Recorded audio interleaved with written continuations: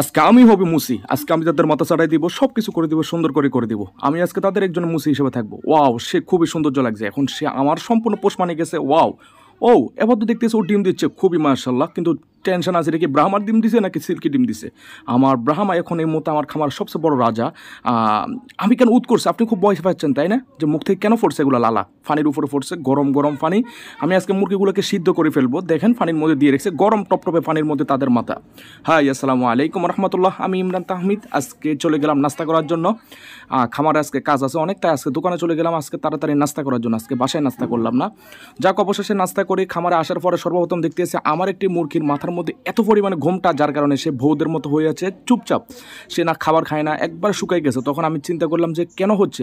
তখন খেয়াল করে দেখলাম যে আসলে তার মাথার মুকুটটা এত পরিমাণ চড়াই গেছে, যার কারণে চোখগুলো ভিতরে পড়ে গেছে।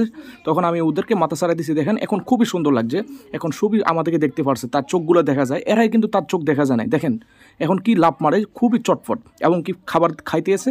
যাক, অবশ্যই আমার একটি মুরগি আপনি দেখতে পাচ্ছেন খুবই অসুস্থ, গলায় কফ। তখন আমি একটা চিন্তা ভাবনা করলাম তাদেরকে কি করা যায়। তখন আমি তাদেরকে এই ওষুধটা পানির মধ্যে মিক্স করে তারপরে মাথাগুলো ধরে রাখছি। ধরে রাখার পর আমার এখানে উপকার কি, গলার যে কপগুলো আছে এগুলো জমি থাকার কারণে গলি গলি গলি গলি ফুটতে আসে। এই যে দেখেন আপনারা কীভাবে ফুটতে আসে।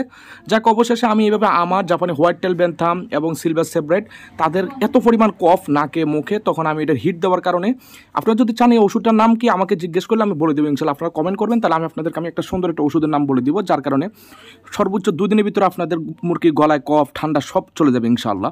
তো আলহামদুলিল্লাহ আমি একে একে সবগুলো মুরগিকে আমার যেগুলো অসুস্থ ঠান্ডা লাগছে এগুলোকে আমি এইভাবে দিচ্ছি। দেওয়ার পরে পানির হিটটা লাগার কারণে কি সুন্দরভাবে সবগুলোর মুখ থেকে কপগুলো পড়ে গেছে। আপনারা অলরেডি প্রমাণ দেখছেন সাদা মুরগিটাতে কীভাবে পড়ছে গলি গলি। যাকে এভাবে আমি সবগুলোকে দেওয়ার পরে এখন চলে গেলাম। আমি অবাক, আমার খামারে দেখতেছি মুরগি ডিম দিছে, কিন্তু আমি টেনশন কি সিল্কি ডিম নাকি ব্রাহ্মার ডিম। এখানে মজার বিষয় হয়ে কিছু কি, আমাদের এখানে দেখেন একটা ব্রাহ্মা বিশাল বড় তৈরি করতেছে। আমরা এই ব্রাহ্মাটাকে এই বড় ব্রাহ্মাটার সাথে আমরা দিব।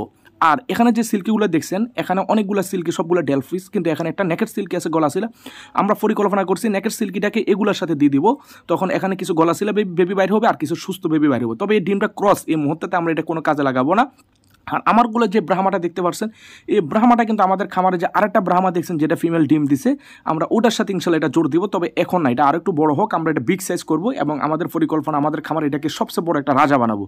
এটা অলরেডি হাইট অনেক বোঝানোর বাইরে। ওকে, আসসালামু আলাইকুম রহমতুল্লাহ।